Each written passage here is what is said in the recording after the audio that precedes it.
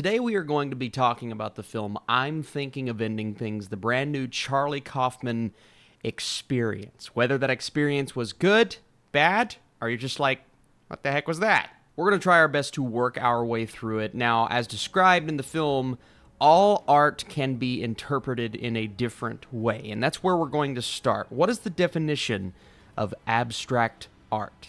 It is art that does not attempt to represent an accurate depiction of a visual reality, but instead uses shapes, colors, forms, and gestural marks to achieve its effect. Now, clearly this movie is more than shapes and colors, but there's an interesting conversation about abstract art in the film and how it can be interpreted differently, and I believe that's how most are going to come away from this movie, getting different things from the story itself and from the characters. And that's okay. Sometimes, well, most of the time, art is going to be interpreted differently, and this movie is the perfect example. Everything is contradictory, and they say in the film sometimes the audience has to bring just as much as the artist, him or herself. In this case, Charlie Kaufman, we are the audience. We have to bring something to this movie and interpret it a different way. Okay, I believe I'm getting too existential. Let's take a step back for just a second. We're going to work our way through this film, hit on some minor points, and then talk about why it wrapped up in the way that it wrapped up and what it all means at the end of the day.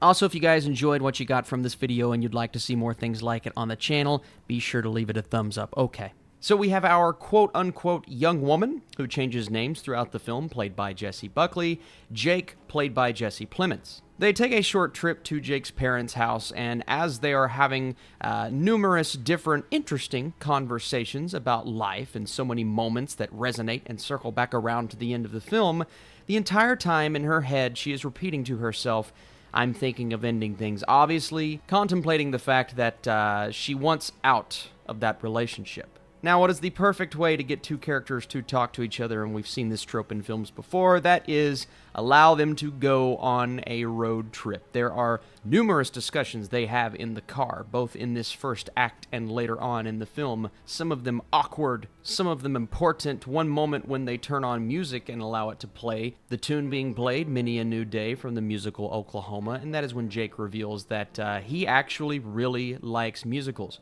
But Oklahoma is the one that he knows the best because, and he describes, they do it every few years where he's from.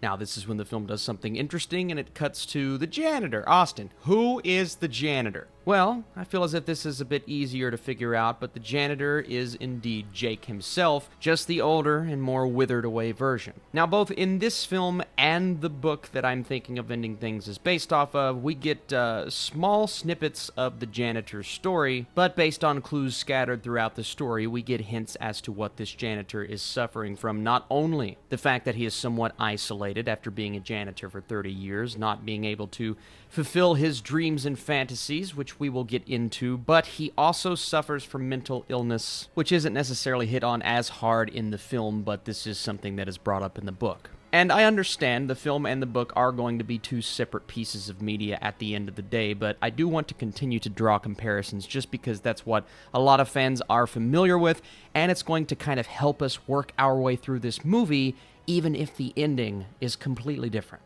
It is also assumed that the janitor, aka Jake, does commit suicide by the end of the film, just because of clues that are scattered not only throughout his parents' house, but the memories that we revisit throughout the movie. So one difference I find interesting between the book and the movie itself is the fact that in the novel, the janitor was a gifted student who actually worked at a biochemistry lab before mental illness got in the way of his future. Now, in the movie, it's mentioned that he won a school award, but for acuity, and his mother says during the dinner scene that he has done as well as he could with no special talent or abilities. Thanks, Mom. So we see that Kaufman is approaching this film a bit differently. Instead of the movie kind of dealing with the failure that Jake has to live with, it's more about the idea of Jake being desperate to prove himself to the world. Austin, that doesn't explain why this movie is so strange, so weird in the first place? Well, it all comes down to one simple fact, and I know we're not to the end of the video just yet, but here is what this movie truly is. What we see throughout the film is an assortment of memories. But it may not just be memories. We could also be seeing what the janitor had hoped would happen after this chance encounter with a girl at a bar, taking her home to meet his parents, his family, which explains why her name changes throughout the entire movie. Because this janitor is not a very good author, the story continues to change and he revises it as we go. This also explains why Jake is the only name that sticks throughout the movie. We have mother,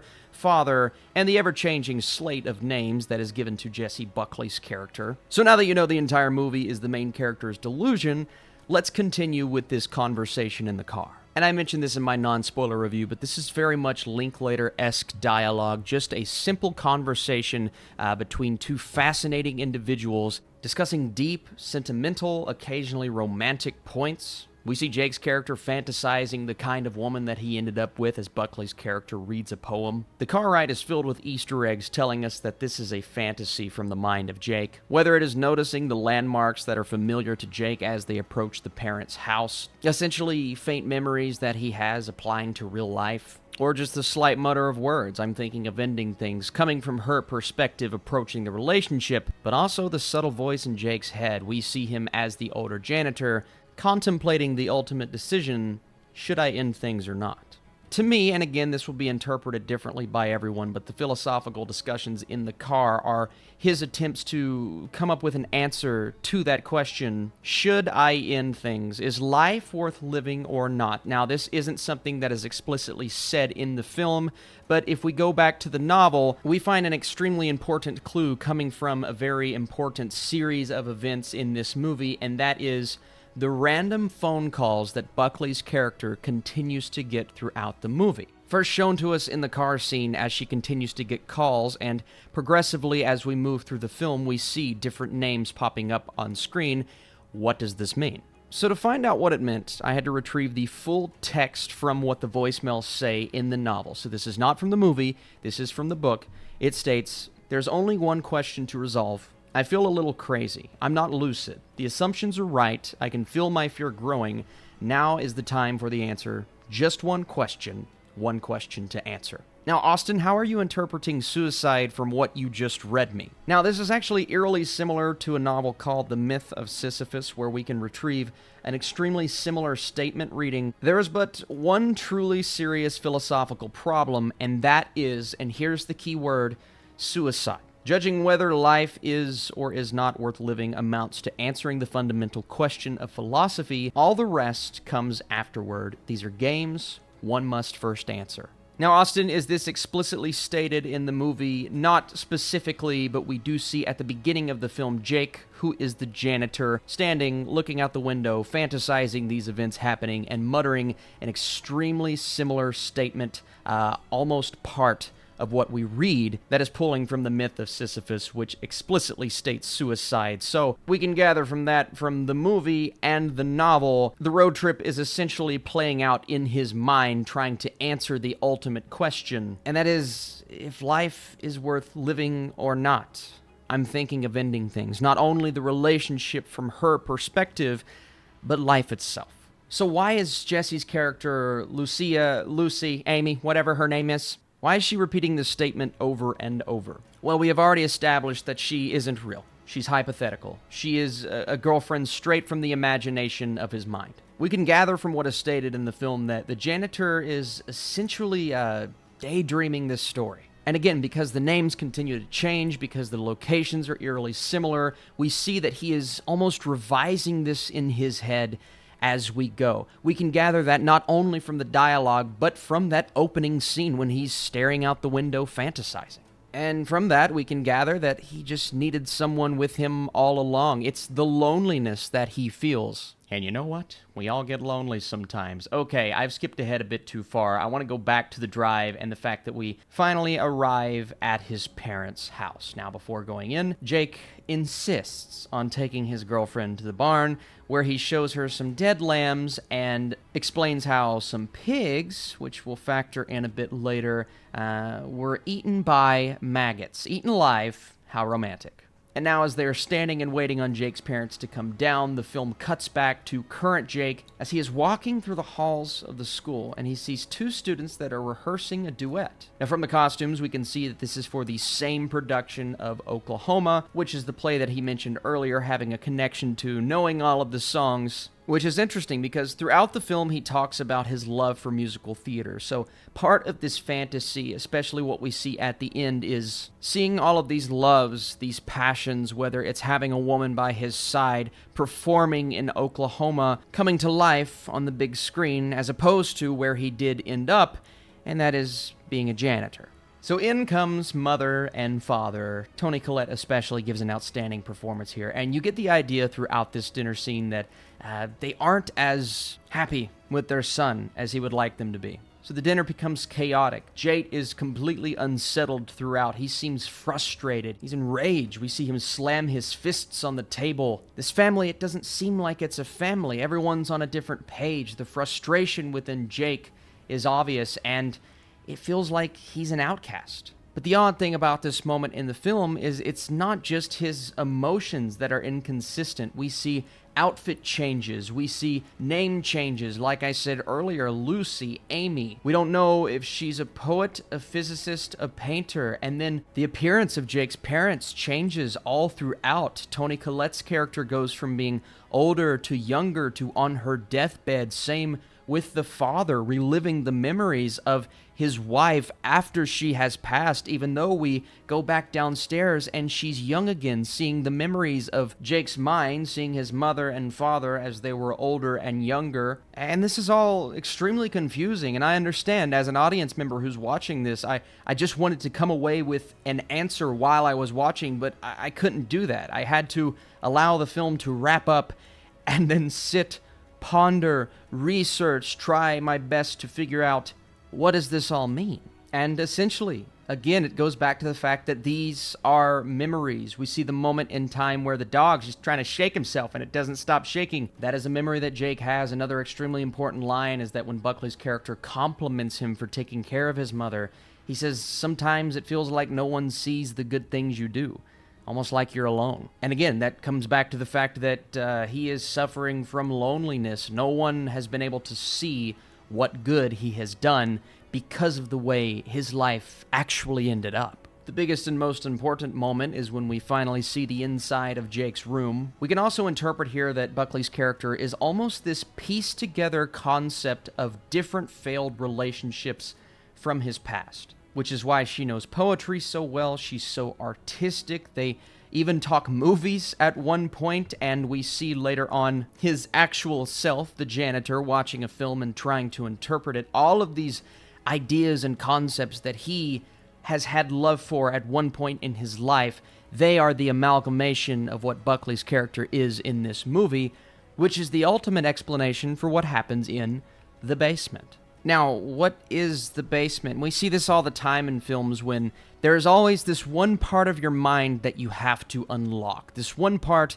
with all of the secrets buried within. We get hints of the scratched door. Okay, we want to see what's down there. Is this turning into Parasite? Is it Hereditary? Is this where we get the scary movie? Well, no, all we see is Buckley's character walking down, opening up a washing machine, and finding pieces of clothing. Well, if you look closely, you see the logo that is seen on the shirt of the janitor. And this is when it all kind of connects even further establishing that this is all taking place in his mind, just broken up memories of the past. Again, adding on to the point that I've already hit on the head multiple times. So proof, no house, no girlfriend, he's alone. So then after reliving his entire, slightly traumatic past, we continue with the conversations establishing, again, what is happening and playing out in his mind, the struggle that he has internally after regretting all of these years building up to where he is now. They stop for ice cream and again approach figments of his imagination. You have the two popular girls, the one not as popular student. You can even get more specific and see that the unpopular student has the exact same rash on her arm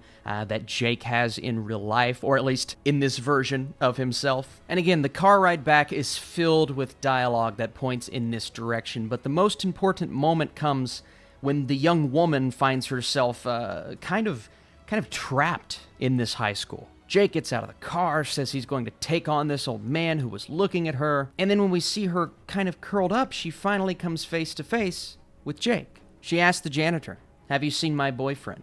And then when he asks her to describe him, that's when she finally states the truth. She says, "I can't remember what he looks like.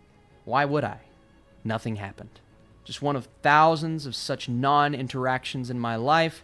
It's like asking me to describe a mosquito that bit me 40 years ago, essentially stating, we just met at a bar. Nothing happened between us. We never ended up together. Everything that you're seeing on screen right now is a fantasy. And so this is when the film decides to play itself out in somewhat of a different way than expected. Instead of giving us a relatively familiar narrative, we cut to a musical theater-esque sequence where two similar-looking characters to our two protagonists begin dancing to this spectacular score, by the way. The music is incredible. But all this is basically an encapsulation of what we've seen throughout the movie, and that is the delusion of Jake. So we see them meet for the first time, they get engaged, they become a married couple, and then exactly what we just saw play out, the janitor, except this time someone playing the janitor tries to take the girlfriend away. And this is where the internal struggle is played out on screen. We see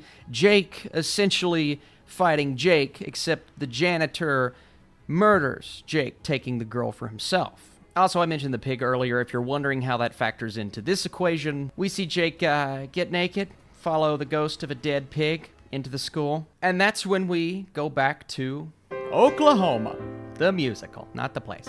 And I love how they did this. Instead of making them old using special effects, they use makeup to where it looks fake, but in this creepy way. And of course, it makes sense because that's what they would do in a stage play or a musical. He appears in front of this giant auditorium as he's accepting an award. Because who doesn't fantasize themselves accepting an award? And the stage is essentially set around him for this musical to begin at any point. And when he looks out into the audience, he sees all of these figments of his imagination, from the girls that we meet at the Dairy Queen, to his parents, to this fictionalized version of all of his past relationships. And what he says is extremely important, because he says, "I'm only here because of you.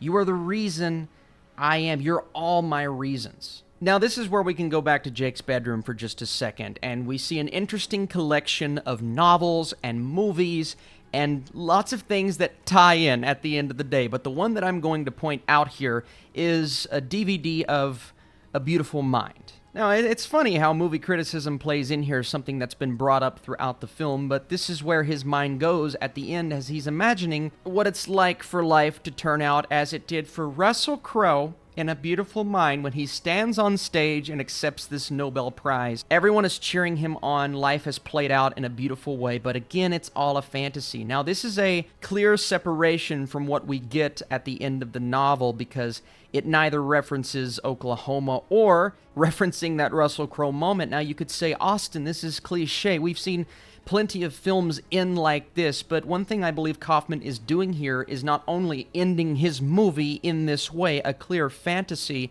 but also kind of playing on that fact in the process. We see earlier in the film referencing the work of Robert Zemeckis, watching the most cliche ending you could ever watch, and that is clearly what he is applying to this ending.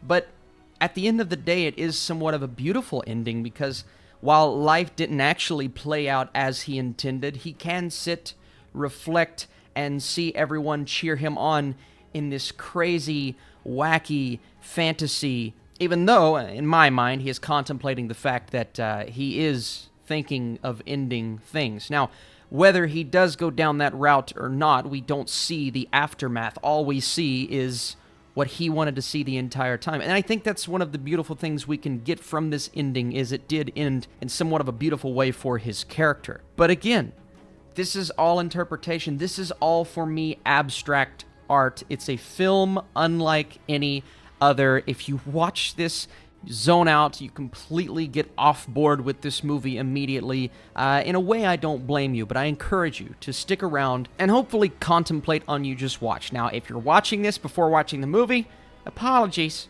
for spoiling the film.